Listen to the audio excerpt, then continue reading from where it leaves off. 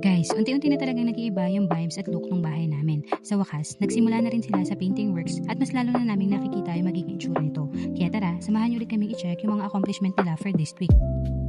Hello guys! Welcome back to another house renovation update. And yes, week 6 na tayo. Quick update lang ito dahil Sunday kami bumisita sa site. Actually, akala ko wala nang gagawa dahil weekend. Pero pagdating namin, may dalawa pa ring workers na tuloy-tuloy sa trabaho. Kaya tara, ikot ulit tayo at tignan natin kung ano yung mga latest progress ng bahay. Unang napansin ko agad is itong garage area. Finally, tapos na nila yung ceiling works. Ang ganda lang talaga ng finish at gusto ko yung kulay. Ang linis niyang tignan at parang mas lalong gumanda yung dating ng garage.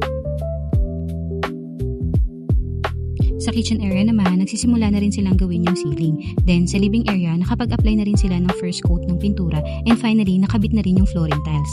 Honestly, ang laki pala talaga ng difference ng simpleng puting pintura. Mas maliwanag, mas malinis, at mas buhay ng tignan yung buong bahay. Dati, puro hollow blocks at semento lang yung nakikita namin. Pero ngayon, mas madali na naming mai-imagine kung ano yung magiging finish look nito. Good news din, tapos na rin nila yung tiling work sa hagdan. Finally, nakaakyat na ulit kami sa second floor. At pagdating namin sa taas, napansin ko rin na may first coat of paint na rin yung buong second floor. Same sa baba, sobrang laki ng naging pagbabago. Mas maliwanag na yung buong space kahit wala pang ilaw. Isa pa sa mga natapos nila this week ay yung concrete works para sa harapang fence. Huwag nyo nalang pansinin yung kalat guys, ganyan talaga dahil ongoing pa yung construction.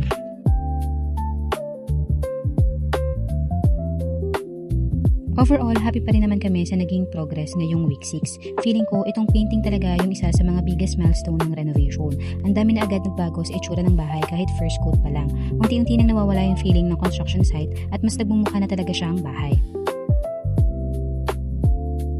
So, ayan muna ang week 6 update natin. Maraming salamat sa inyong patuloy na panonood at pagsama sa renovation journey namin. Ayan muna for this week. See you on the next one. Bye!